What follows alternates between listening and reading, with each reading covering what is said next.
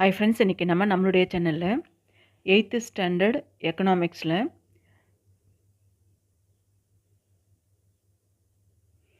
பணம், சேமிப்பு மற்றும் முதலீடு இந்த பாடம் இதில் இருக்கிற இம்பார்ட்டண்ட்டான கொஷின்ஸு பாயிண்ட் அவுட் பண்ணி கொடுத்துருக்கேன். ஏற்கனவே இந்த பாடத்தை நடத்தியாச்சு. இதில் இருக்கிற இம்பார்ட்டண்ட்டு நான் படித்த என்னோடய நோட்ஸ்லேருந்து நான் உங்களுக்கு கொடுத்துருக்கேன். இதில் பாயிண்ட் அவுட் பண்ணி பார்த்துடலாம். உங்களுக்கு டெட்டு, டிஎன்பிஎஸ்சி, டிஆர்பிக்கெல்லாம் இது ரொம்பவே யூஸ்ஃபுல்லாக இருக்கும். கேள்வி 1, இடையீட்டு கருவி. இடையீட்டு கருவி அப்படிங்கிறது என்ன? பணம் தான். ஏன்னா பணம் இருந்தால் தான் ஒரு பொருளை நம்ம வாங்க முடியும், விற்கவும் முடியும். ஒரு பொருளுக்கு மாற்றாக இன்னொரு பொருளை பெற்றுக்கொள்வது பண்டமாற்று முறை. இப்போ இருக்கிறது இடையீட்டு கருவியில் பணம் இருக்குல்ல, இதுக்கு முன்னாடி எந்த மாதிரி இருந்தது அப்படின்னா, நம்மக்கிட்ட என்ன அதிகமாக இருக்கோ அதை நம்ம கொடுத்துட்டு நமக்கு தேவையானதை நம்ம வாங்கிப்போம். அதை தான் பண்டமாற்று முறை அப்படிங்கிறது ஆரம்ப காலகட்டத்தில் இருந்தது.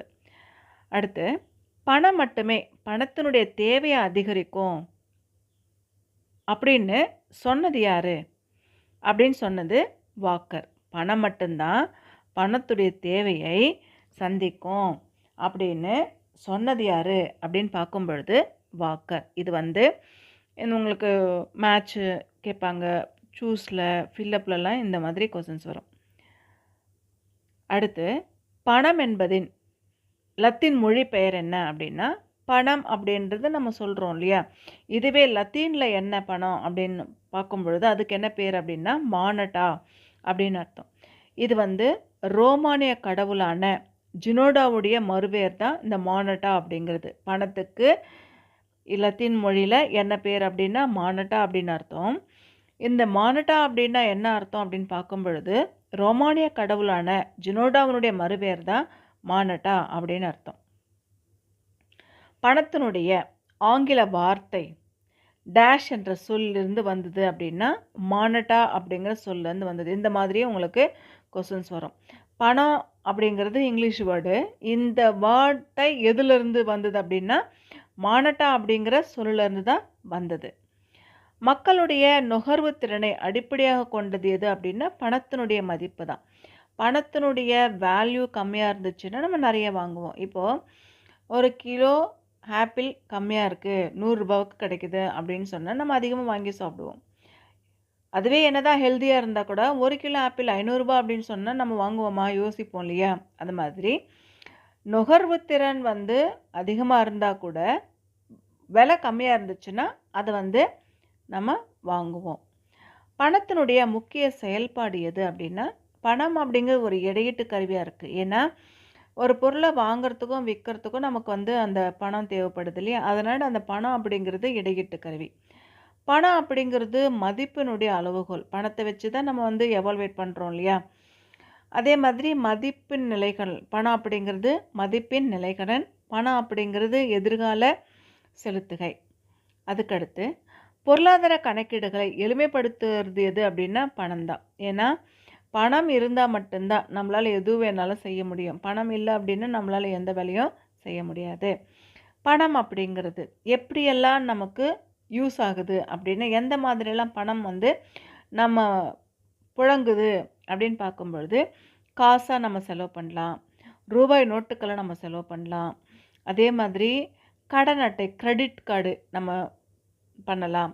அதே மாதிரி ஃபோன்பே, கூகுள் பே இந்த மாதிரியெல்லாம் நம்ம பணத்தை பல வழிகளில் செலவு பண்ணலாம்.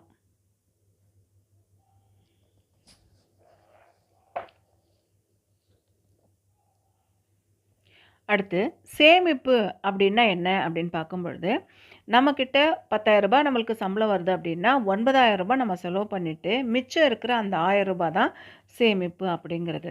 நம்மளுடைய பணத்தின் செலவழிக்கப்படாமல் உள்ள ஒரு பகுதி தான் சேமிப்பு.